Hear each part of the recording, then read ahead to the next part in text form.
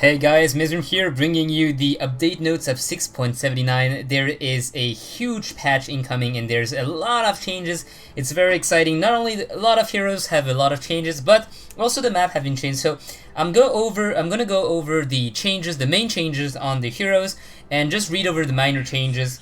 So let's start with Abaddon. So Abaddon base armor reduced by 1, so nothing too great here. Mystic Coil self-damage increased by 25 per level. And the shield is now dispellable, so that didn't used to be the case. So now you can just dispel the shield immediately, for example, with the Diffusal Blade. Note that the damage is still dealt, so you still take the damage from the explosion of the shield. The second big change here is that, if you remember well, Abaddon, his ultimate will trigger automatically when you go under 400 damage. So a little example here. I'm just gonna damage him here, and you see that now it's activated. So what used to happen is it still happened if you are under Doom, so that means it just took away the Doom and healed him, but now it's not the case anymore. You see, Abaddon is still taking damage and he's gonna unfortunately die because the ultimate didn't trigger. So now up to Alchemist. Alchemist has a huge nerf in this version. I don't know if you remember, but Alchemist used to have 250, so 570, 550 bonus HP when he used ultimate. Now it's 0 at all level. The little buff that he received is that the bonus health regen goes from 15, 30, 60 to 50, 75, 100. So it's a nice little boost, but I don't feel like it compensates for the fact that he received no more HP from what used to be, well, his ultimate. And you can see that at level 25 without any items, he is actually quite low. He has 68 strength, whereas Ogre Magi has 99. So he's even, below 2000 HP. So that's quite a big nerf in my opinion for this poor Alchemist. So we'll see if that changes anything for him. We're probably going to see less of him in the competitive scene, but that's just my opinion. So, Ancient Apparition, some little buffs here and there. So, Ice Vortex goes from 5 to 4 second cooldown now. The ultimate goes from 45 to 40 second cooldown, so always nice to have a little buff there. And the Chilling Touch now is applied to Ancient Apparition even if he's not in the AoE. So for example here, I'm just going to aim at the Ogre Magi, and you can see that the Ancient Apparition still has the bonus as well. Plus, the cooldown has been decreased as well. At level 4, it goes from 38 to 26 seconds. So a nice little buffs here of 12 seconds. Axe. Alright, so Axe has received a huge amount of buffs. So let's see. So first, let's go over the nerfs of Axe. So Battle Hunger, it goes from 10, 13, 16, 20, 19 to 10, 12, 14, 16 second. So a little bit of a nerf in duration, and the damage as well goes from 33 at max level to 30. So a little bit of a nerf in terms of damage and in terms of duration, but the movement speed, slow, and bonus is increased from 8% to 10%. So remember, this is something we often forget about Battle Hunger, is that it slows the enemy target by 10% now, and it increased the movement speed of Axe by 10%. Plus, you can actually have the bonus stack, you see. So you're now going, you have 2 stacks of Battle Hunger, and you can go faster. So now to the buffs. Berserker Call AoE has been increased by 25, so instead of 275, it now goes to 300, so it's still pretty nice. The Counter Helix has been reduced, the cooldown has been reduced from 0.4 to 0.3 at max level, so that means you spin more often. The Counter Helix now hits siege units, and the Culling Blade no longer goes on cooldown when you kill an enemy hero. So, you pretty much know what's gonna happen. Dunkmaster X is coming to your house, and it's gonna be pretty bad for the enemies. So, okay, so Axe is actually getting destroyed there. Alright, so, now, basically what happened is, if Axe is able to kill one enemy hero, he will be able to just chain on and kill the others without cooldown. Like that. And plus he gains a bonus of 40% movement speed and 40% attack speed. It gives that bonus in a 900 AoE to all allies for 10 seconds.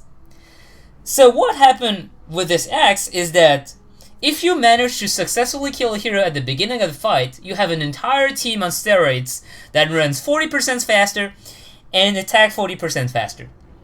Since you have killed the enemy target as well, you will have your ultimate off cooldown, and you can just keep on going and axing away.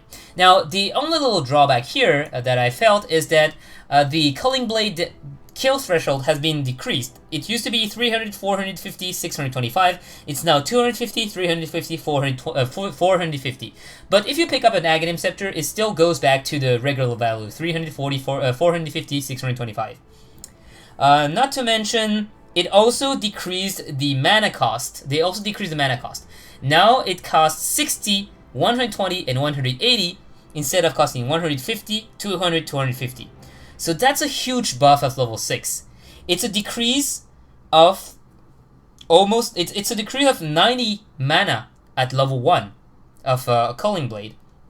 So it's actually huge for a hero like Axe who kind of struggle with mana cost. So instead of going for mana boots now, you may be able to just skip up the mana boots, skip up all the mana items, and just go crazy on Blink, Dagger, Force Staff, and just go and dunk people.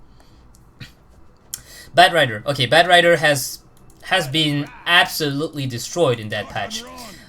His base damage at level 1 has been reduced by 10. So instead of dealing 50 damage approximately at level 1, he deals 40 damage. Remember what happened when we took away Invoker's base damage? He just fell out completely from the scene. He disappeared. It's just like people were saying, Invoker, he cannot be played anymore in the middle lane. He's gonna be dumped on by anyone. Just like anyone would just take away his last hits, deny all his creeps, and Invoker will just be sitting there and being pretty because, well, he just can't do anything. Even with the Exhort build, he will have a pretty bad start. Plus, we can't really see it now, but I'm going to show you anyway in the later stages of the game when we go back to daytime. But his vision has been reduced from 1400 to 1200. So, what does that really do? Remember that all heroes, except for Night Stalker, have 1800 vision by day.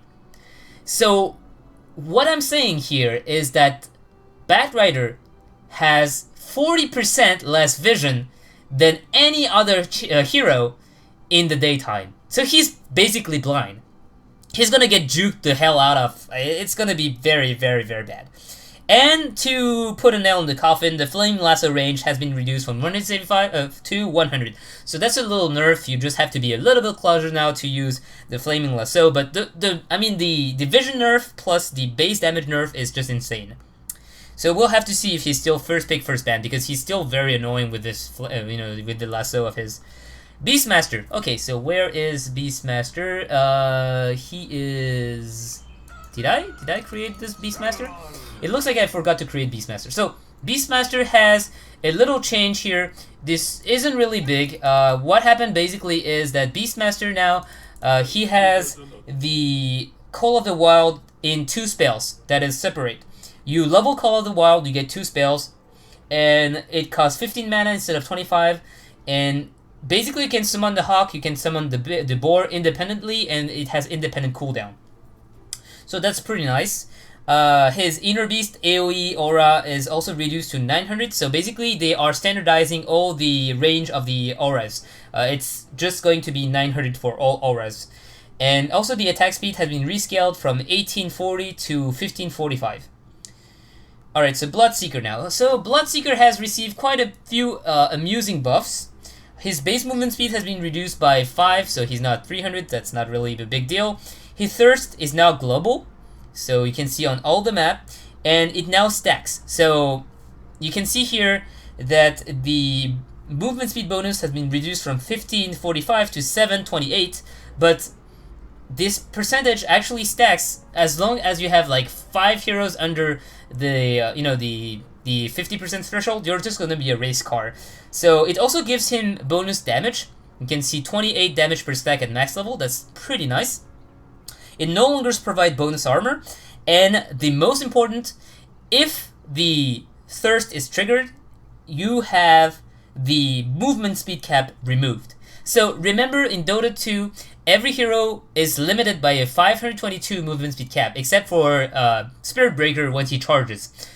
But if the thirst is active, Bloodseeker can now go at, you know, maximum move speed if she wants. It's gonna be 1,000, 2,000. Who the hell knows? You already have you know, videos all over the net about Bloodseeker going crazy on that. And also the HP threshold is no longer 20, 30, 40, 50%. It's 50% all level. Okay, so the other little change here is that Thirst used to give the vision around the enemy target, but now it's no longer the case. So I'm just gonna try to put him under. All right, so you're gonna run away. Good. So you can see there that you can still. I cannot see him. Oh yeah, because I didn't level Thirst, of course. So you can see that I can still see him through the Fog of War, and it's not just a visibility bug. If I just throw Doom here, you can see that I can no longer see Doom, and even if Doom is stuck to the Night Stalker, you cannot see him. So that's actually pretty nice. The Thirst only gives you vision over the target, so that's a little bit of nerf. And also, it no longer lasts an extra 3 seconds when the target is dead. So usually, before that, this Thirst lingers for 3 seconds. And now it's no longer the case. So you just go back to normal as soon as the target dies.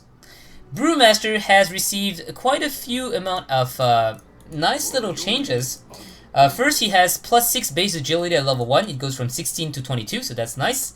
Drunken Haze now affects a 200 AoE radius around the target, so it's not really that big. I mean, just look at that. It's you know, it's okay. So that means you can actually now haze multiple people if they are close by together. That's always nice. The Thunderclap is now dispellable. So what does that mean? It means that the slow from the Thunderclap can now be dispelled. Nope. Okay. I forgot about that. The test mode has different hotkeys than the regular mode, so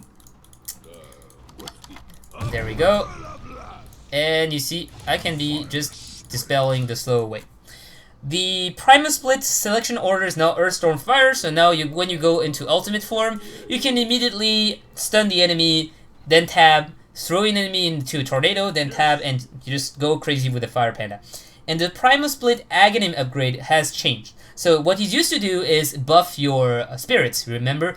Basically, having an Aghanim means your spirits are just going to be insanely powerful. Now, the Aghanim doesn't change the spirits, but the spirit gain the spell of the Panda. So that means Earth Panda will gain Thunderclap, the Storm Panda will gain the Drunken Haze, and the Fire Panda will gain the Drunken Brawler to the level of what the Brewmaster has. So if Brewmaster only has 1 level of Thunderclap, the Earth Panda will only have 1 level of Thunderclap. Plus, the most important part is the skills cooldown are independent of the original Brewmaster. That means you can just go on the enemy, clap once, use the ultimate, and just clap again with the Earth Panda. Which means it's gonna be dealing a huge amount of damage. I mean, 300 damage, a slow, then into Earth Panda, then a second clap.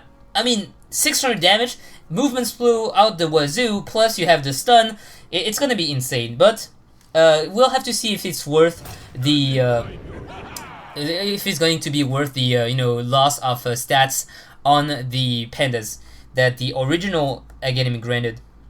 Alright, so Bristleback now, a little bit of a buff here. So attack point improved by 0.1, so from 0.4 to 0.3. Nazgul is now dispellable. The cast point has been improved from 0.4 to 0.3. The Warpath has a max stack of 5, 6, 7 instead of 5 at alt level, and the stack duration increased by 10 to 14. So from 10 to 14, I mean. So you know, not bad. Broodmother has a huge buff in this version on the spin web. And you're gonna see that immediately. So the spin web has now 900 AoE. It is insanely huge. The cast range is 1000 as well. And let me tell you what, the web gives you just impassable movement. You can, I mean, it's like a spectral dagger that has a 900 AoE. You can go through cliffs, you can go through trees, you can just even go, like, you know, up there if you want to. It's insane. So the cast range increased to 1000, the AoE increased to 900, the webs no longer destroy the trees, you can see, but you don't care because you can go through trees, it's even better. The cast point has been nerfed from 0.2 to 0.4, so okay, there's that. And also they removed the buffer timer when you leave the spin web. Before that, you used to be able to walk invisible for like a little bit out of the spin web for I think 1 second or something, and now it just like disappear immediately when you leave the spin web. But you don't really care. I mean, what the hell? The spin web has 900 AoE. You can go through trees and cliffs. It's okay. So basically, welcome back to competitive play, Broodmother. I hope. Okay, Centaur has his ultimate slow duration increased by 0.25 second. It goes from 1.25 to 1.5. Yippee yay. Chaos Knight, Chaos Bolt damage and stun values are not inversely related. So basically, you won't be able to have the lucky jackpot by having a 4-second stun plus insane amount of damage. It's not gonna happen anymore, so that's pretty nice for those who are victims of the Chaos Knight. Excuse me. Chen now has the Test of Fate teleport dispellable, so that means if you see the enemy getting sent back to home by Chen, you can just use a dispel on the enemy hero, and the Test of Fate will be cancelled. The Hand of God ultimate also has been decreased. The cooldown has been increased from 140 at level 1 to 160, 130 to 140, and at max level it's still 120. Clink's Searing Arrows increased damage from basically 10 at all levels, so maximum level instead of 50 it's 60. The mana cost has been increased by 2, so instead of 8 it's 10, and it's no longer blocked by magic immunity, so that means even if you have a BKB, Clink's is going to be able to just mow through your defenses. It's gonna be absolutely insane. 60 damage per hit is incredibly strong. Clockwork, Unix not backed by the Power Cog, destroy tree in the 100 AoE around where they land, so they can no longer be stuck in the trees. Crystal Maiden, the Freezing Field MS movement speed and attack speed slow has been standardized to -30 at -30 attack speed and -30 movement speed, and with the Scepter, it's going to be -50. Darkseer vacuum cooldown increased by 4 seconds, so 24 to 28. Dazzle has a little change in his Poison Touch. So for those who remember, Poison Touch works a bit weird in in this patch. It used to work a little bit weird. It used to just slow by 30% at level 1 for 1 second, but now it just slows for 3 seconds at level 1. You can see there. At level 2, it will slow for 30% and then 60% for 1 second. At level 3, it will slow for 30%, then 60%, then 100%, but no longer stuns at level 3. And at level 4, only level 4, it will go back to the usual stun, like, the usual Dazzle Poison Touch. So now you have a reason to level the Poison Touch up to level 4, as before you only left it to level 3 because it was exactly the same from level 3 to level 4, except it dealt a little bit more damage. So now you have to level it to level 4. Plus, at level 1, the damage has been increased from 8 per second to 14 per second, and that's actually a huge buff, because the total damage of the spell at level 1 is going to be a total of 91 damage, physical damage, plus now it slows by 30% for 3 seconds instead of only 1 second. So Poison Touch is actually very, very strong now at level 1. It's a very powerful spell, so level 1 Dazzle will be very dangerous. Little difference in the ultimate as well. So what it used to do is to reduce 1 armor per second for 12, 18, 24 seconds. Now it's 20 seconds at all level, but it reduced 0.75 armor instead of 1 per second at level 1, 1 armor at level 1 armor per second at level 2, and 1.25 armor per second at level 3. And with the Aghanim Scepter, it goes up to 1.5 per second. So okay, so this is not really a big change for Weave, I guess. So now to Death Prophet. So the big change was Poison Touch. Death Prophet, the spirit's damage increased from 43, 48 to 53, 58. So every spirit gained 10 damage. It's pretty huge, actually, when you think about it. So we'll have to see if that helps Death Prophet come back to the scene. Alright, so now Disruptor. This is what I feel like one of the biggest change of this patch. So first, let's go over the little change. Kinetic field has been increased by AoE has been increased by 25. So okay, it's now a bit bigger, right? Glimpse cooldown reduced from 60-30 to 65-20. So that's always nice. Static Storm AoE increased by 300 from 365 to 450. So now it's actually quite big. See, yeah, it's actually quite big. So Static Storm pretty nice now, pretty big.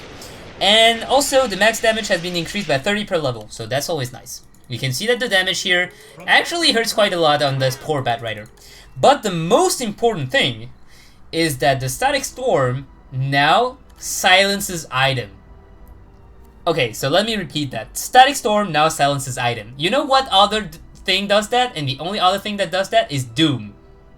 So basically what happened is, if I do this and this, that's a Doom on everyone. They cannot use anything. They cannot use... Whoa. And the damage is actually quite big. I didn't expect that much damage. Alright, so I guess the damage is actually pretty nice too. So, yeah, Disruptor with the Aghanim Scepter, Static Storm increased the, increased duration by 2, so it's 7 seconds of Static Storm. It's 450 AoE. It just prevents you from activating any items, so no BKB, no Force Staff, you're just screwed if you're in it. And it's instant cast. So that's an AoE Doom, instant cast in a big AoE. For me, I guess Disruptor is back on the scene. It's just like, you have to get an Aghanim Scepter and you're just beast. Disruptor already used to be a beast because of Glimpse. And you just saw him from time to time in some team composition. But now with that, I feel like this is just Disruptor on crack. Alright, so now Doom. Okay, so now we have Disruptor, as I said, the AoE Doom. And now Doom. So now Doom, his ultimate is 100 second cooldown instead of 110 at all levels. It removes positive buff from the target before applying Doom. And the Aghanim AoE requirement is increased from 550 to 900. That means, before that, remember, you had to be pretty close to the target if you want your Aghanim upgrade to work. So that means, normally, you want to be close to the enemy target so the Doom doesn't tick away. Basically, when you have the Aghanim, you can have the Doom forever if you stay close. Now it's actually quite far. You can see, I still have the Doom ticking and refreshing. I still have the Doom ticking and refreshing. And I still have the Doom ticking and refreshing. Doom is actually there. And only there, I can actually walk away without the Doom. Alright, so, Draw Ranger. Okay, so, poor you, just gonna deny. Goodbye. Alright, so, Draw Ranger. Precision Aura damage ratio increased from 1628 to 1836%. It no longer affects creep, but it can now manually be casted every 120 seconds, so 120 second cooldown, for 30 seconds to affect creeps. So it affects creeps globally for 30 seconds when you activate it. And Marksmanship, the negation AoE is increased from 375 to 400. So remember, her ultimate gives her free stats, and if she has an enemy in a 400 AoE around her, the free stats disappear. Earthshaker. Oh, that's actually quite an amusing buff for Earthshaker. Enchant Totem damage increased from 75, 300% to 100, 400%. Alright, so basically Earthshaker, even if he has no item in the late game, he has what? Maybe 100 base damage. Add to that 400% damage. That's 500 damage in one punch. That's actually very big. It's going to be hurting quite a lot. So Earthshaker now, I mean, you have a very good reason to level the Enchant Totem instead of stats, because in part of the combo is going to come from the damage of Enchant Totem, and it's really going to be hurting. So that's kind of nice. Plus, remember, Enchant Totem has, what, something like 7 second cooldown, so it's very low. And Fissure range is going to be increased by 100. So in case you felt like Fissure wasn't long enough, well, Earthshaker has a even longer range now. So Elder Titan Ancestral Spirit damage reduced by 40 in across all level. So instead of 240, it's 200 at max level. Enigma, quite a big change for him as well. Oh yeah, he died, right? So yeah, gotta be back on track just to show you how much damage this guy deal now. So Enigma, first change, little buff to Midnight Pulse. It's now 1% more damage, so instead of 3 to 6, it goes from 4 to 7% damage of max HP per second. And he now has an Aghanim upgrade, which is Black Hole now deals the current level of Midnight Pulse damage to the Black Hole. The Black Hole deals the current level of Midnight Pulse damage. Plus, it stacks with the Midnight Pulse. So, for those who don't remember, Midnight Pulse deals maximum damage HP, and it goes through BKB. It goes through BKB. So, you have now the damage that goes through BKB, the Black Hole that goes through BKB, and let me just show you how much damage that is, because it's maximum percent HP. So, you don't even care if the enemy is squishy or if he's just tanky as hell, because, hell, just look at that. Alright, Black Hole over. They just lost, everyone just lost almost 50 or more than 50% of their health. That's how powerful the refresher, the Aghanim Scepter is now on Enigma. Now the problem is, Enigma, although as I said, the Aghanim Black Hole damage is insane, you still have the problem that Enigma needs Blink Dagger for positioning, he needs the BKB to avoid getting stunned, he needs probably a mech for his team, he needs, plenty of things. And even then, maybe you can say, yeah, well, if I can get an Aghanim, maybe I just go for a refresher instead and get a double Black Hole, which is even more disabled. So, basically you have this. Enigma, big Aghanim upgrade. Enchantress, untouchable attack speed so increased by 10 per all level, across all level. So, at maximum level, instead of minus 110 attack speed, it's minus 120. Yay, I guess. Fistus Void, times walk slow, rescaled from 25, 40 to 20, 30, 40, 50. Chronosphere AoE increased by 50, so instead of 400, it's now 450. Be careful not to catch your allies in the Chronosphere now because it's bigger. Huskar has a big nerf in the face. Agility reduced from 20 plus 2.4 to 15 plus 1.4. So, just so we're clear, he lost 5 base agility, and he also lost 1 agility per level. So he's gonna have way less armor as well. He's gonna attack slower, and his Berserker Blood is now disabled by Doom. So now Doom just shits all over Huskar. He's just gonna melt like butter. Invoker. Good change, and actually quite a big change for Invoker.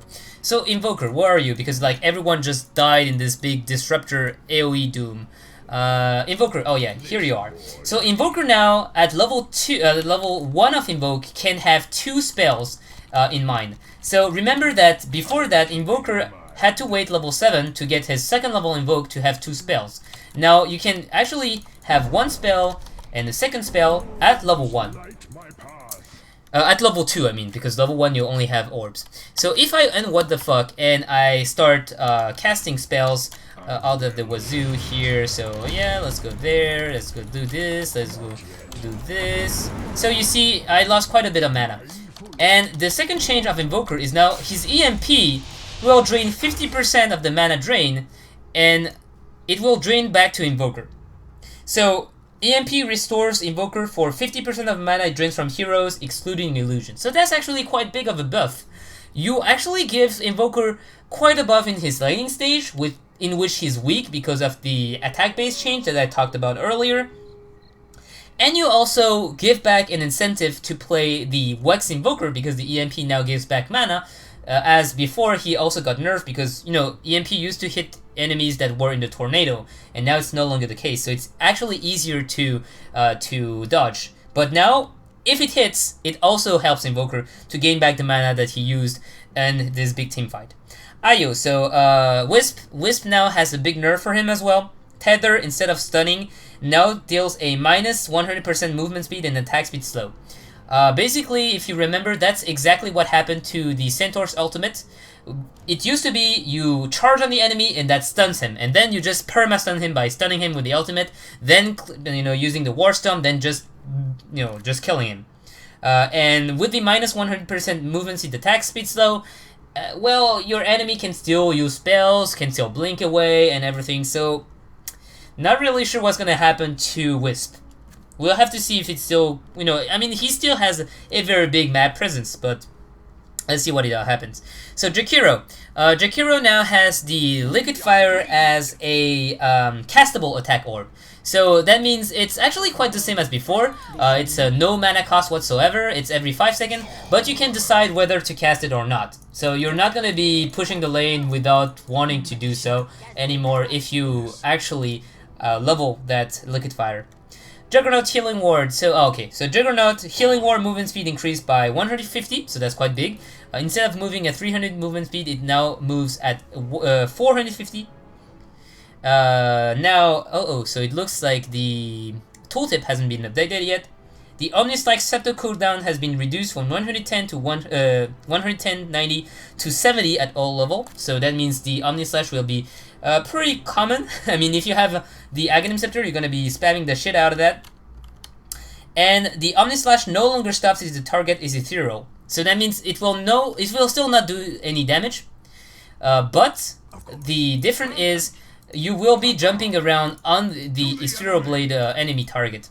So if you have an not Ethereal Blade, Ethereal enemy. So if you have a Ghost Scepter, you can actually tank the ultimate from Juggernaut. Before that, if you use the Ghost Scepter here, for example, if I jump on Doom and Doom use the Ghost Scepter, the Juggernaut was just gonna ignore Doom and just jump on the other guys instead.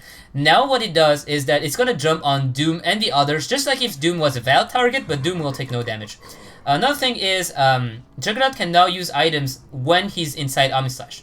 So I can do this, I can use the Omnislash and Purge in the meantime. So you can Purge in the meantime, you can actually use sentries if the enemy tries to go invisible.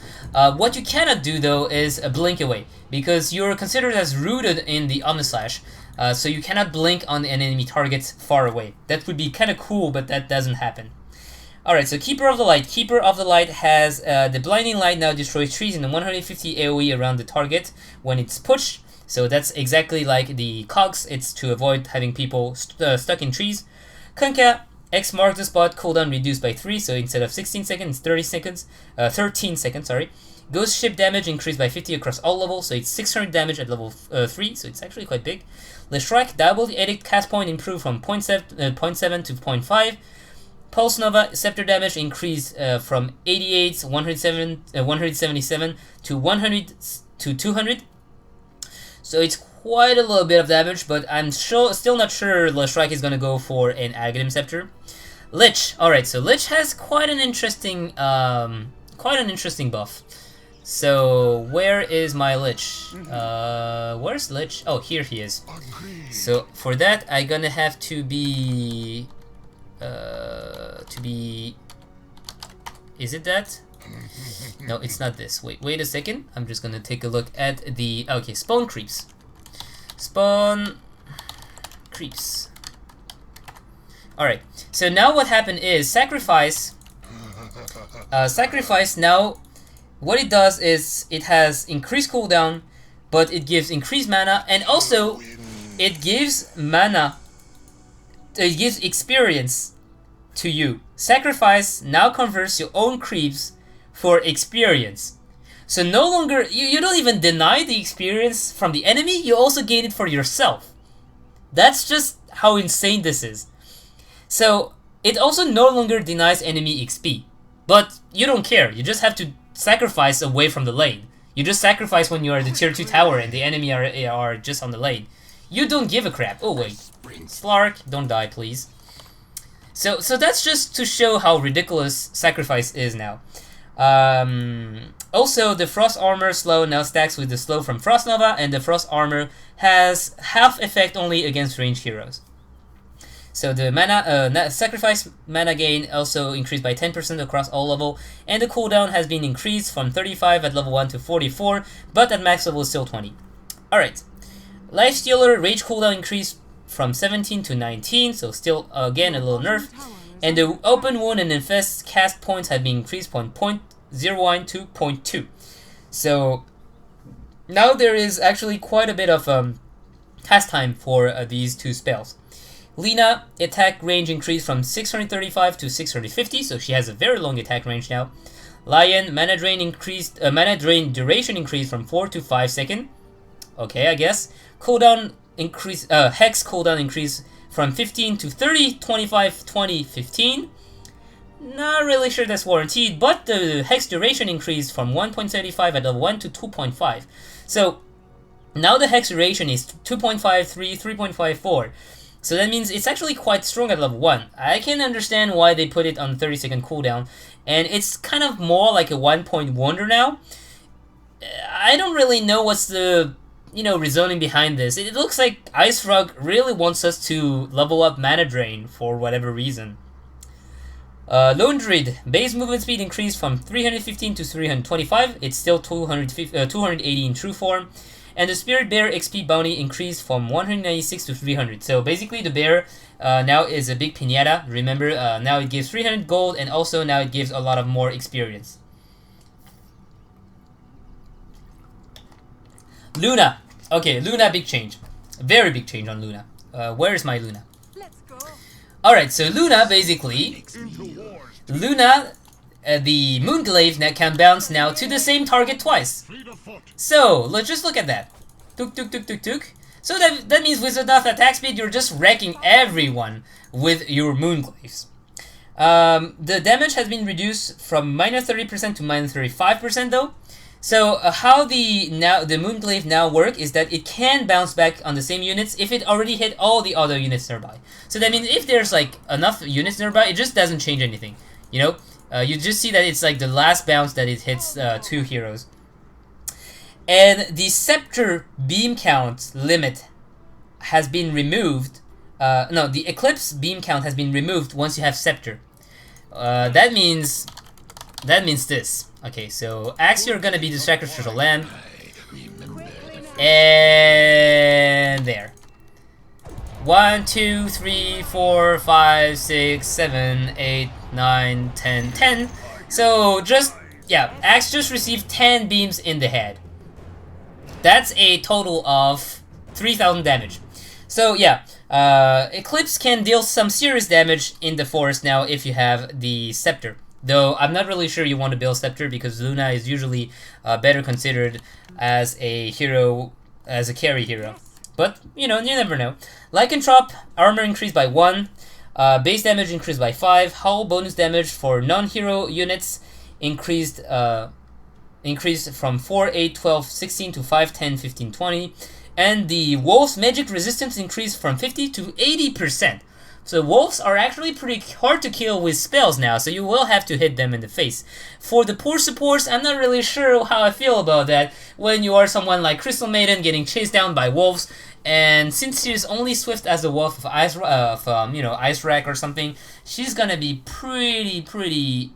Yeah, she's gonna be in a lot of trouble if she has the Lycanthrope wolves on her. Magnus, turn rate improved from 0.5 to 0.8. Medusa, Mystic Snake now deals per damage to the units in stone form, so I guess it's a little bit of a buff. Meepo, okay, Meepo is interesting.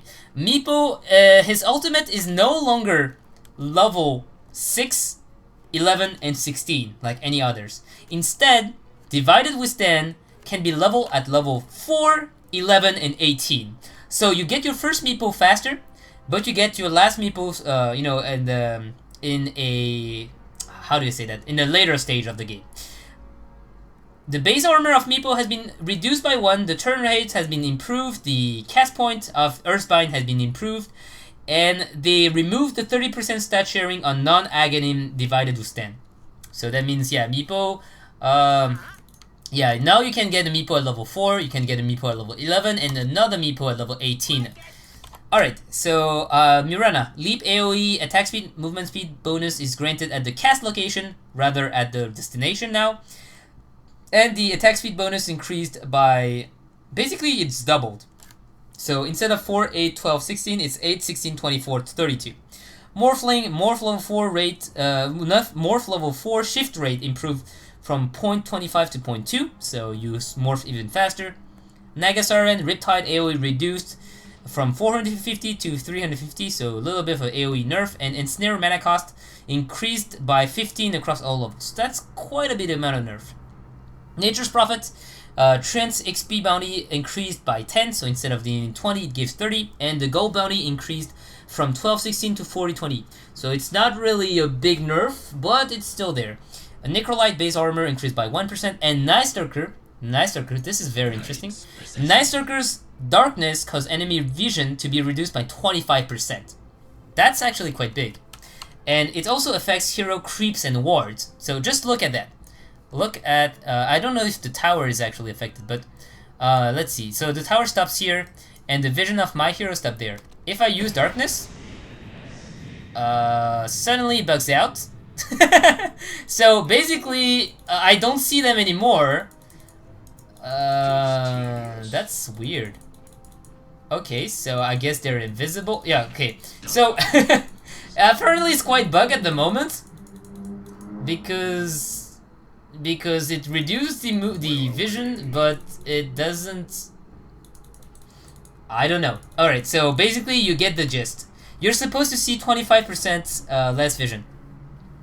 So Nyx Assassin, Spike Carapace no longer stuns your hero when your summoned units proc it.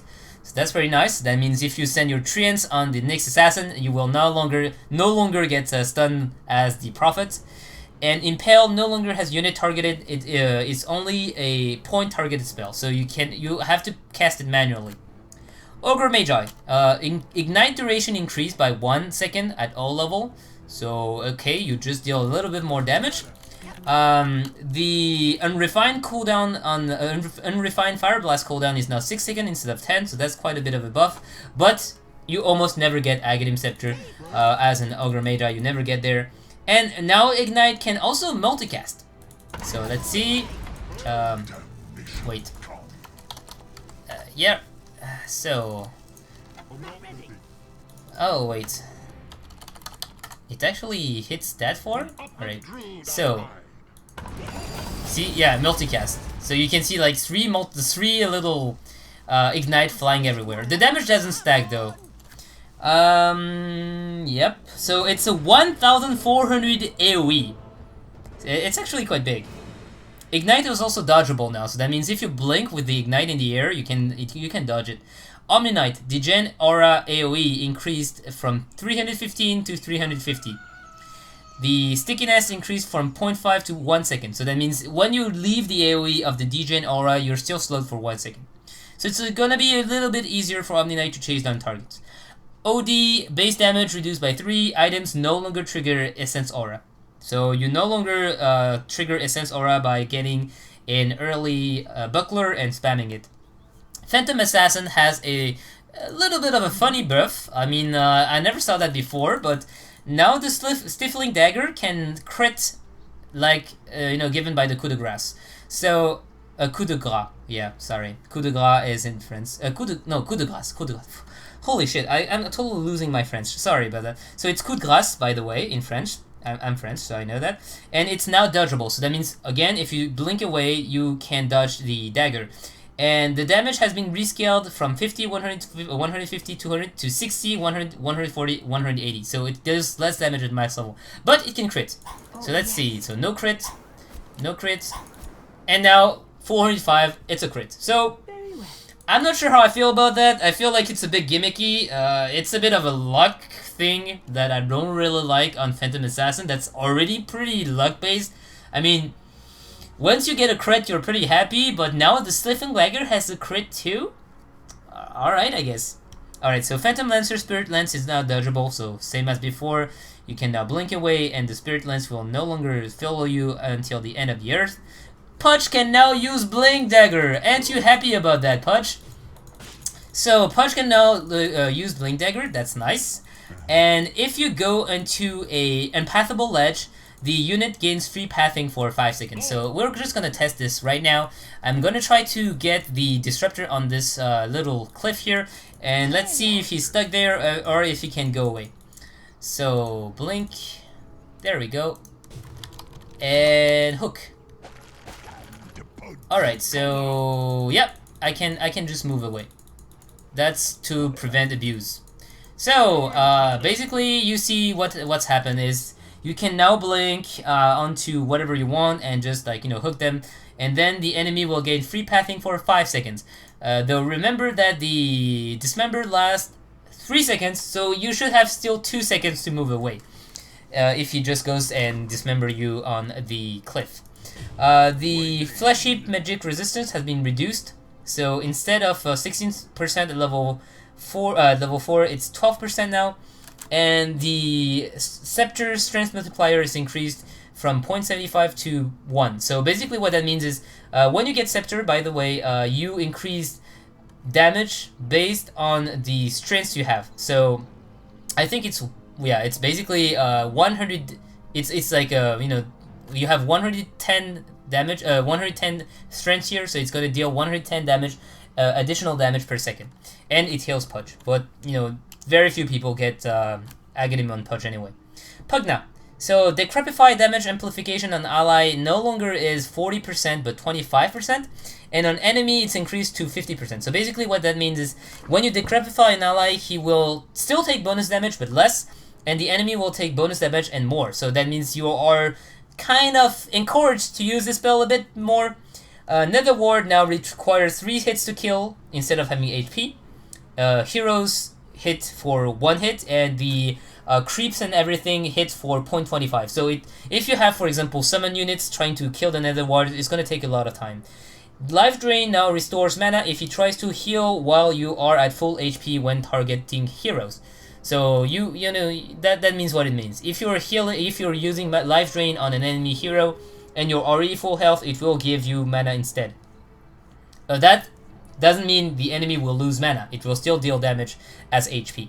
Queen of Pain, the Shadow Strike has been mana cost has been rescaled to 110 mana at all levels. So that's a big nerf for the early game, and that's quite a nice buff for the late game. But I guess it's really hurting her early game because having a 80 mana cost Shadow Strike at level 1 was really nice for harassing. Riki. Alright, so Riki, the cast range of the smoke screen has been increased by from 425 to 550, so it's actually quite nice. You can throw it from far away.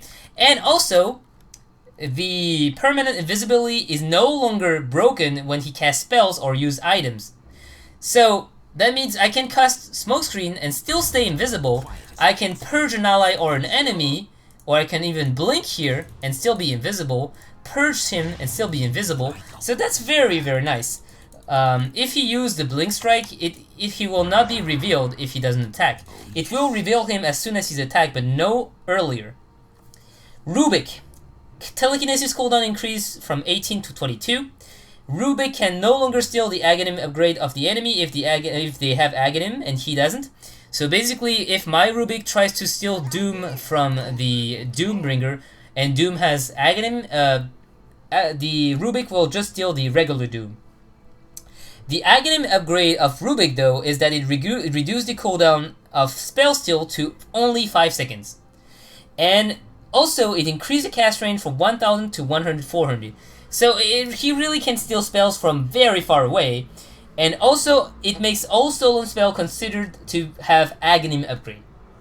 So, Rubik's Aghanim upgrade is now quite interesting, because just like Invoker, it reduced the cooldown significantly, so you can actually use Spell Steal 3-4 times maybe in a team fight. It increased the cast range of the Spell Steal, so you can steal the Ravage from like 2 screens away. And also, all these spells are considered to have Aghanim. So if you steal this Black Hole, god damn it, it's gonna hurt. Sand King, Sandstorm DPS increased to 25, 50, 75, 100. I guess that's nice. Epicenter attack speed slow is now the same as movement speed slow, so 30% instead of 10%. Alright. Shadow Demon AoE, the Shadow Poison AoE increased by 10, so instead of 180, it's 190. Alright. Shadow Shaman Mass Serpent Wards count increased from 8 to 10, so now you have a lot more Serpent Wards when you are casting it. I'm not really sure how it's going to work for the ward blocking, but you will have to test it out. Silencer. Intelligence Steal is now an innate part of the hero rather than an element of Glaive of Wisdom. That means you can actually go support Silencer and maxing up Silence and Last Word and Curse of the Silent and just not taking the Glaive of Wisdom and still be able to gain intelligence when to get early kills. Skeleton King. I really don't understand what they did with Skeleton King. Base Intelligence increased by 5. Removed Mortal Strike active.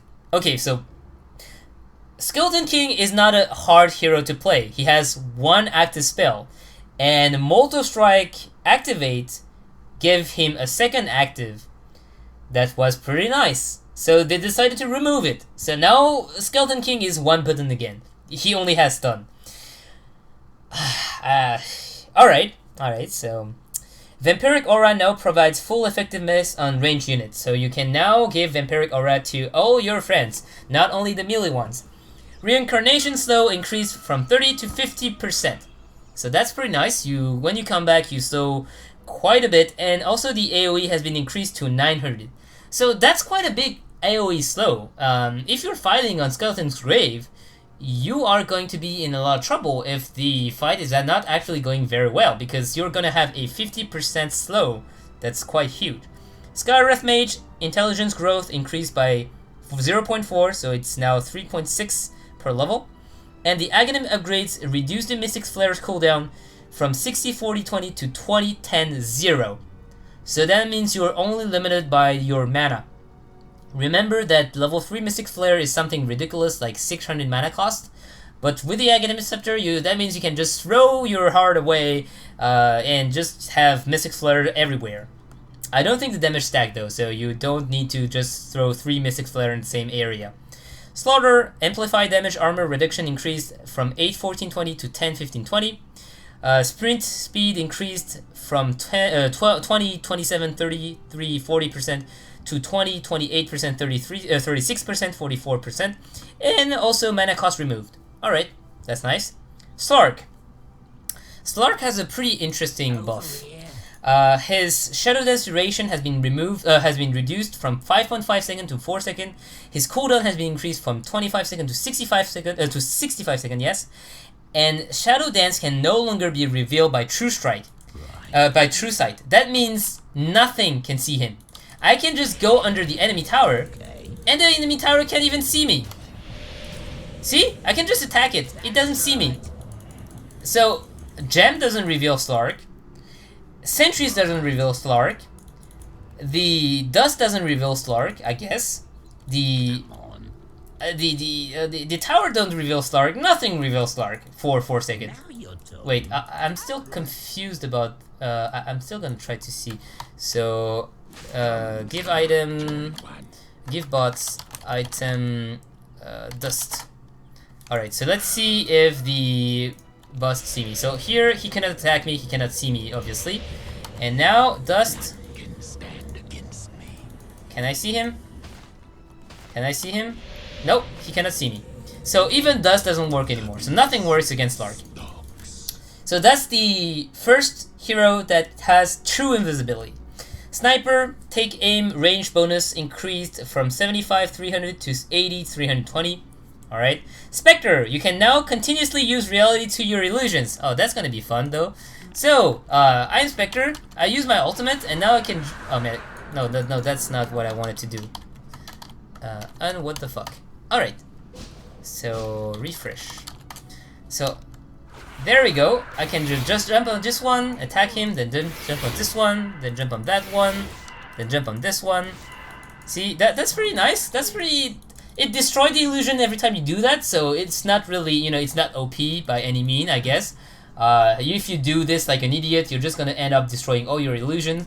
But I guess that's very nice because you can just go on someone, kill him, and then jump on another one if the ultimate is still active. So, I really like this. The cast point also improved to 0 seconds, so you just jump immediately. Spirit Breaker, big nerf. Base attack time nerf from 1.7 to 1.9. So he's kind of like Treant Protector now. He's attacking very slowly. Greater Bash no longer while doomed, so okay. And Nether Strike now has a 1.2 cast time instead of a 1 second magic immune delay. That means you can actually cancel his ultimate. So just to show you, here, wait, what was that all about? Alright, so, refresh. So, here, see? Oh, actually it still deals the damage? So apparently it doesn't cancel the charge. It can be interrupted, but if I use my ultimate and I Ministun, it doesn't look like it. Why does it do this though? All right. So apparently, oh yeah, obviously because I don't have the Greater Bash leveled.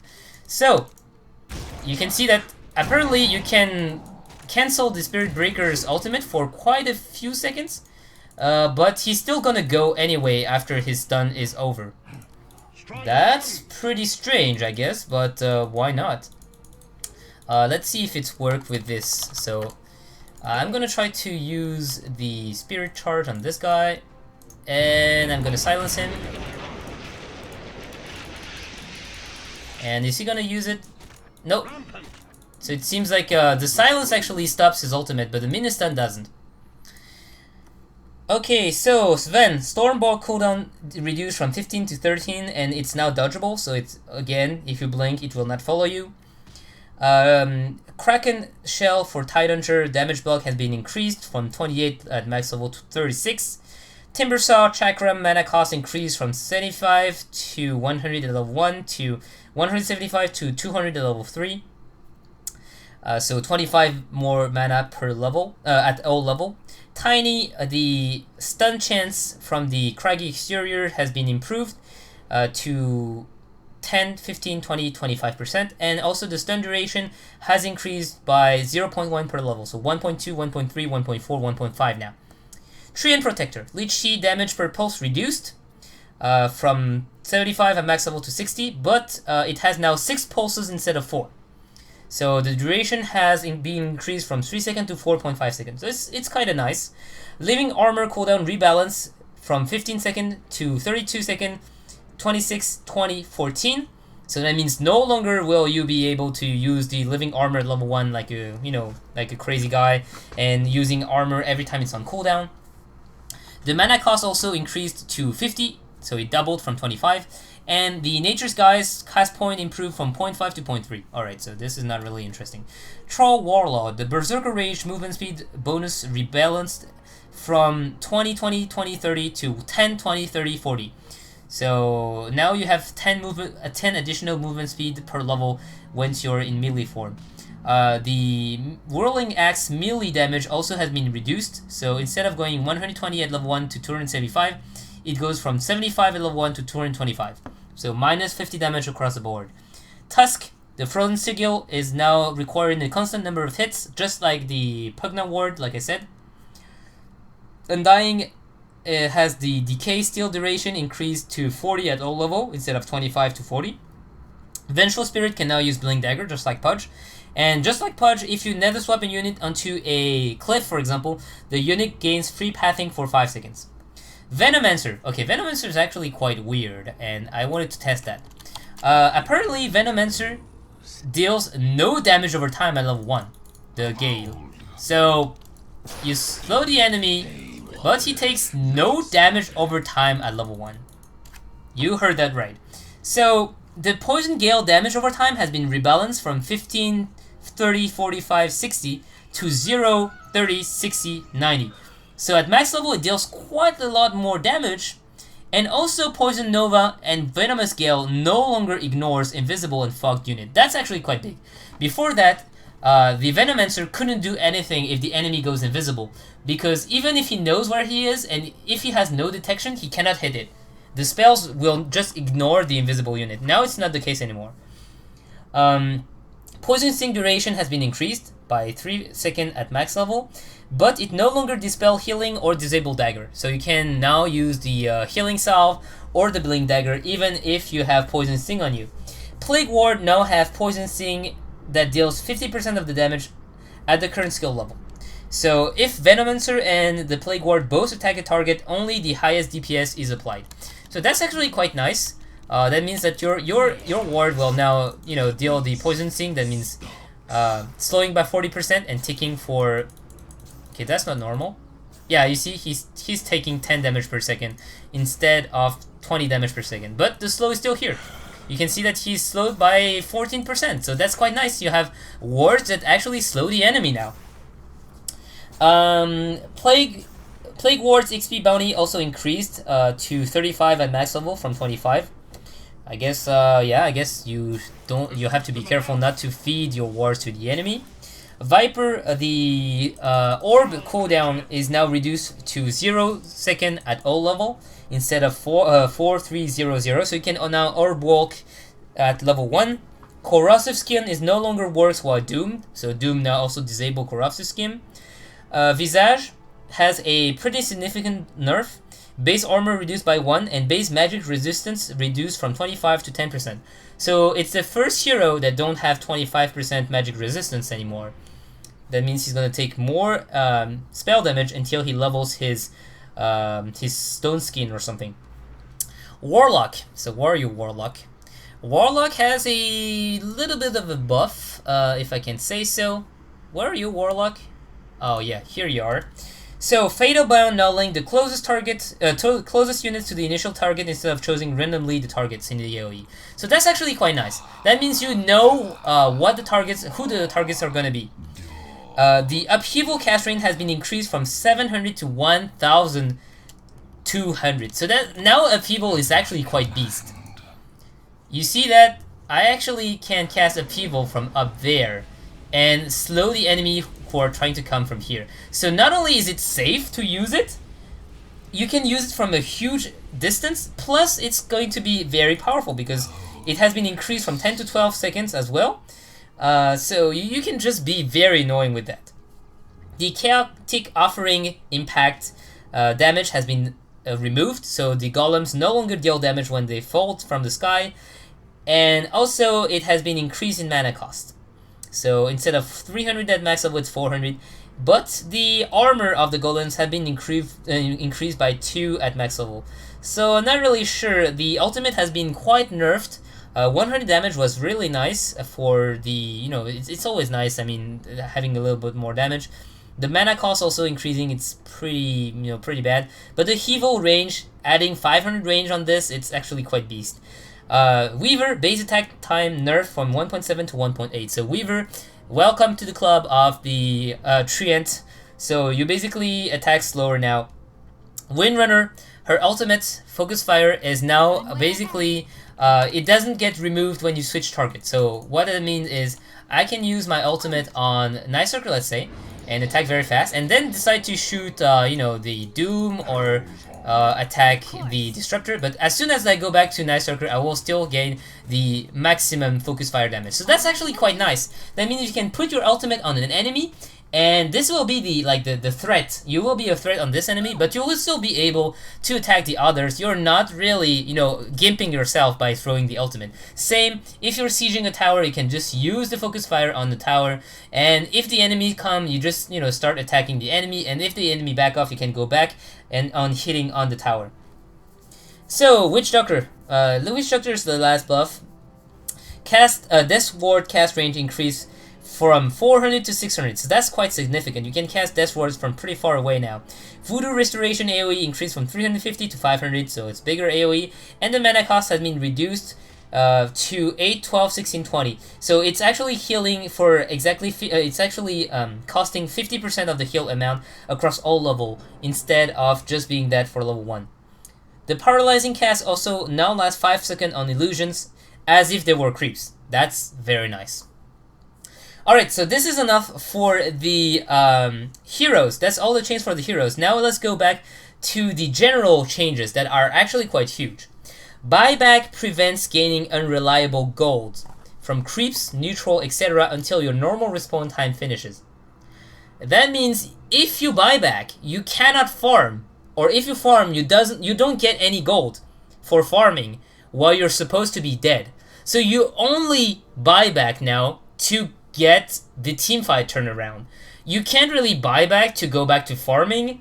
If you're, for example, a Nature's Prophet, you can't do that anymore. And plus, even if you win the teamfight, you gain reliable gold by killing the heroes and killing the towers, but you still can't gain any gold by farming afterwards. So buyback is going to be nerfed pretty significantly by this. Plus, when buying back, 25% of the remaining respawn time will be added to your next death. So you're gimping yourself, basically, by doing that. You're saying, if I buy back now, it will have consequences the next time I die. So we'll have to be very careful about buying back, and it's going to be more of a life and death situation. So buybacks are going to be more often about defending the last tower of the barracks, or defending the barracks at all cost, or fighting the last team fight.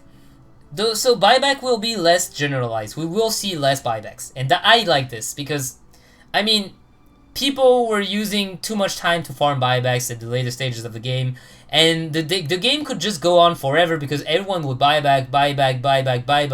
If you remember, I think it was the DK versus IG game, which lasted like 96 minutes during the International 3. Yeah, no one want to see that again. Creeps now meet closer to the tower in the offlane. So basically, before that, if you remember, the creeps used to meet around there. Now it meets around here. So you will be able to start body blocking again in the safe lane. Ranged heroes now get the same denied experience as melee heroes instead of Lexi experience. If you remember well, what happened is, normally if you're a ranged hero, you gain maybe like 30% less experience than melee heroes if you get denied. That is because melee heroes are supposed to be at a disadvantage against ranged heroes because they're melee. Now, apparently, they take that away. Experience AoE also increased from 1200 to 1300, so you gain experience from farther away. Non-ancient neutrals now split experience with all heroes in the AoE instead of just the team that killed them. Do you realize what that means? It means pooling is really screwed up, because imagine I'm killing this camp here, and the enemy support is just screwing around and being around here, that means he's gonna get half of the experience I'm gonna get. I'm gonna get half, he's gonna get half, even though he's not killing them. So pooling is gonna be really, really hurt by this. Plus, as you can see, they have swapped the easy camp with the neutral camp. So this is an easy camp now, and this is an easy camp. That means pooling is now very, very nerfed, because not only it gives less experience, less gold, because it's an easy camp, the creeps won't be dying to the easy camps, so that means you can't really do the the creep deny by just pulling every creeps into the creep camp with a double stack and just killing all your own creeps, and the enemy gets nothing.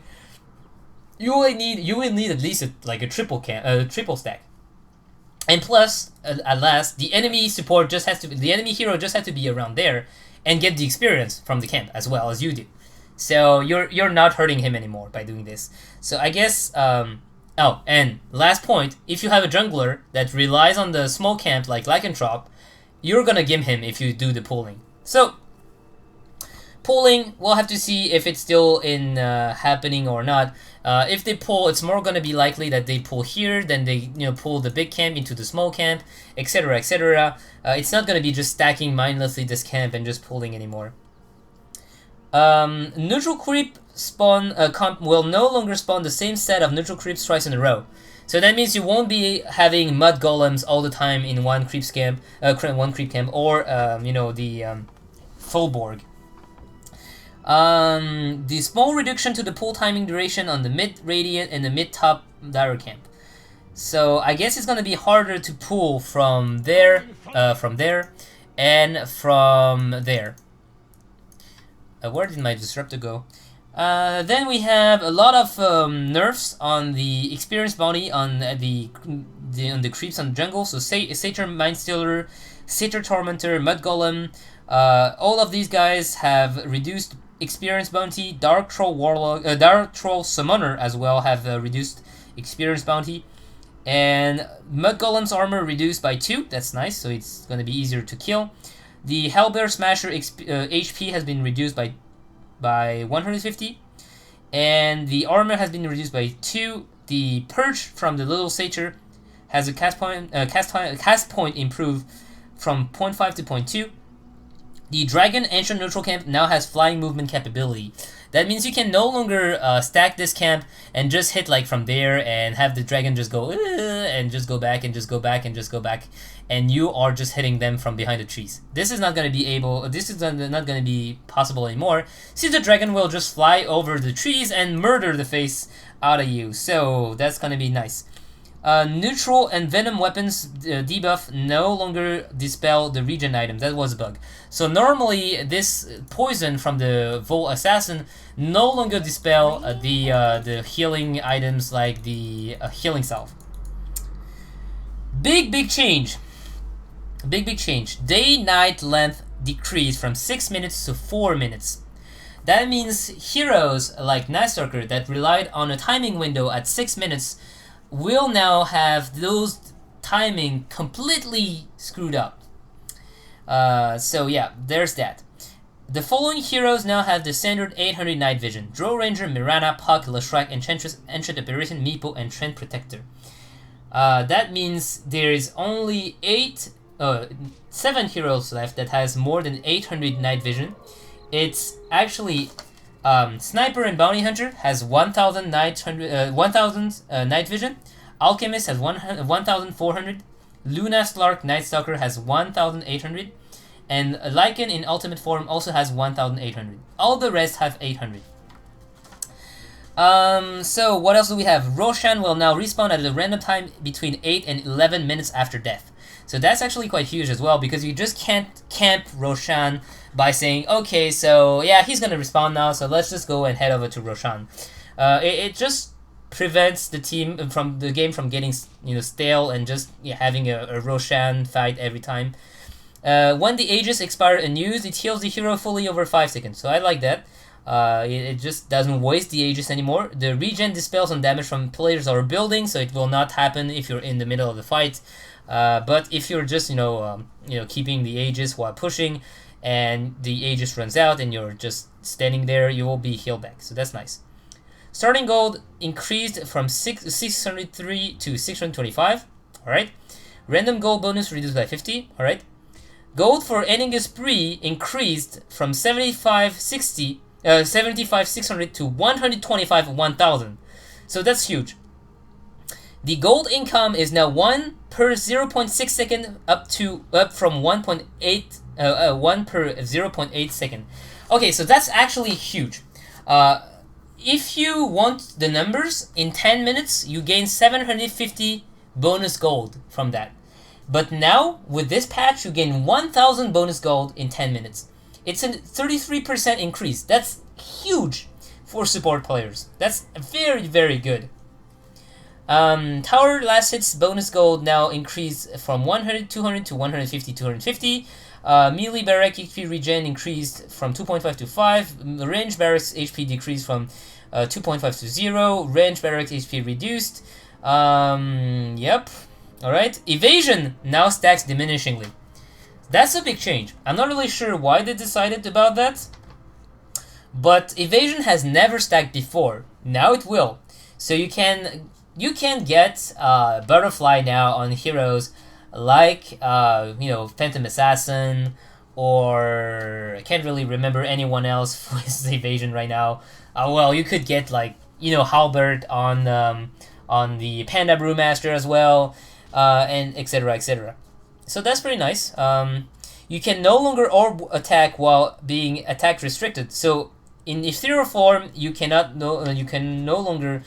In Frostbite as well, you cannot no longer use the orb attack. So that means the Huskar will not be able to go Ghost Scepter and still attack you with his fire spears anymore.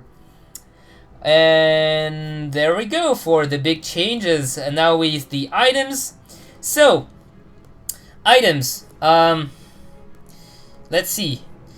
Animal Courier. So base movement speed increased from 300 to 350, and HP increased from 45 to 75. All right. A big change to Flying Courier. Flying Courier can no longer be purchased until 3 minutes after creep spawn. I'm not really sure how I feel about this. So that means you cannot really get a fast Flying Courier if you want, and that means if you have an enemy like Furion, he will just be able to TP and kill the Courier as soon as the Courier delivers the bottle. So, well, not really sure how I feel about this. All the boots almost get -5 movement speed. So Arcane Boots from 60 to 55. Boost of Travel just doesn't change anything. The Phase Boots from 55 to 50. So Power Treads from 55 to 50 as well. But the Tranquil Boots actually is going to be pretty nice.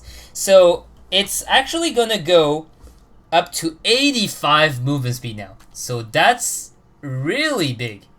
85 movement speed. You just realize with all the nerfs on the other boots, your regular phase boot, the regular power tread guy will have 50 movement speed, but you will have 85 movement speed. Now, once it's broken, it gives you 60 movement speed and 4 armor, so you still get more movement speed than the other boots. So the thing is now, Tranquil Boots break when you attack, and it breaks immediately when you get hit. So this is that. You also don't have the active anymore, you cannot heal, but it gives you 4 armor, 85 movement speed, and 10 HP regeneration, and when it's broken, it gives you 60 movement speed and 4 armor. So it's still a very good boot. What it means is it provides incentive for roaming. So yeah, that's this. It gives you, it's a good boot for roamer now, as it just heals you while you're roaming, and even if you're not, even if you break the Tranquil Boots, you still have a lot of movement speed to continue ganking. So okay, other changes we have Armlet of Mortigen. So Armlet of Mortigen has a pretty nice change that a lot of people will actually hate. It is the fact that, okay, I'm gonna just take some hits. So here, take damage. Alright, so that should be, no, fuck. Alright, so I guess, yeah, I guess, yeah, having the, alright, so, test number 2. So what I mean by that is, what you used to be able to is trigger the Armlet of Mortigen when you had 1 HP, and immediately gain 300 HP back due to the additional strength you gain. Now it's gonna just provide you the strength over 0.7 seconds. So it's no longer immediate. So you can see here, you see, it's no longer immediate. It goes and it just gives you the health back like this. So it's gonna be harder to go and do those MLG style of armlet toggle, but you no longer have an on or off cooldown on the toggle. So BKB recipe cost increased to 1375, so 75 more cost. Blink Dagger damage disable no longer ignore self damage, so I mean you cannot rot and blink. Bloodstone gives plus 10 damage. Alright. Boost of travel now prioritizes nearby structures. Okay. Bottle now costs 650, so bottle is now a little bit more expensive. Clarity potion is no longer shareable, so you cannot give it to the ally. You can use it on an ally, but not give it. Dust of Appearance, the slow increase from 10% to 15%. Yule Scepter, the Cyclone cooldown has been reduced from 30 to 25, and the movement speed has been increased by 35 to 40. Eye of Scatty, the movement speed, attack speed slow increased from 30-20 to 35-35. The Gem of True Sight now costs 900 gold, so again, it's even more expensive. Hand of Midas, Transmute no longer works against Necronomicon units. Healing Salve now costs 115 and is no longer shareable, but can still be used on a target ally. What happened is basically you cannot give the consumables on to a, for example, your carry, and just go away and gank and just say, okay, so we'll give you all the consumables, just defend yourself and do something in late. You cannot do that anymore. You have to be there to give into him. Helm of the Dominator, Dominate can no longer control Necronomicon units. So they're basically buffing the Necronomicon. Hyperstone, the cost reduced to 2,000. Lincoln Sphere can now be cast on an ally hero to transfer the buff. So but basically what happened is, when you cast the Lincoln Sphere on an ally, your Lincoln Sphere will go on cooldown, and when it goes off cooldown again, the shield on your ally will disappear. The shield works just like the Lincoln Sphere. If the enemy casts a spell on the guy, it will just disable the spell. Maelstrom Chain Lightning AoE increased from 500 to 900. Mjolnir Static Shard radius around attacker increased from 300 to 450. Static Shard hit count increased from 3 to 5. Chain Lightning AoE increased from 500 to 900. Necronomicon, summon unit increased duration from 35 to 40 seconds. Observer Ward. Killing Observer Ward now grants 50 gold bonus, 50 gold bounty, and the duration has been increased from 6 to 7 minutes. I cannot help but feel like a parallel to League of Legends, where killing wards just give gold, and I guess it's to help the supports. So yeah, that's for it. Hype. So the barrier AoE increased from 500 to 900. The Radiance Burn increased from 650 to 700 AoE. Refresher Orb now gives plus 10 damage as well. Rod of Atos cooldown decreased to 12 seconds from 16 seconds. Senjin Yasha movement speed bonus increased from 12 to 16%. Sentry Ward duration increased from 3 to 4 minutes and no longer gives permanent vision around it. Instead gives ground vision in the 150 area for 12 seconds after being placed. Example. Placing the Sentry Ward here and moving away. So Sentry Ward still gives the vision here, as you can see. But now after 15 seconds it should not give, it doesn't give any vision anymore. So even if the enemy is sitting right next to the ward, you will not see him. So you won't be able to ward off incoming smoke gank with a Sentry Ward anymore, since it gives absolutely no vision whatsoever. Alright, so I wanted to have another test here. It's going to be, okay, so I'm just going to drop that. So give bots item ward observer. There we go. So I'm just gonna drop an observer because there has been a change to smoke. So smoke, as you know, it just makes your hero invisible. And smoke is now not revealed by sentry wards. It only reveals when you get close enough to a hero or a tower. So you can see here that there is a sentry ward, there is an observer ward, but you still can't see anyone because it's a smoke. And smoke can now bypass wards. So that's very dangerous. That's actually helping ganks a lot more. Shadow Amulet. So Fade delay reduced from 2.4 to 1.8. Shadow Blade cooldown increased by 10 seconds from 18 to 28. So quite a big nerf here. Smoke of Deceit, as I said, big buff for the Smoke of Deceit.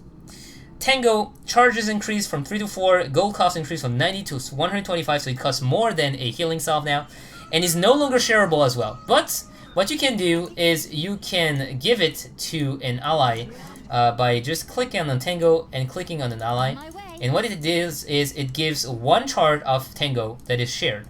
Now what happens if someone else wants to give me another Tango? It goes on the ground, it's not stackable.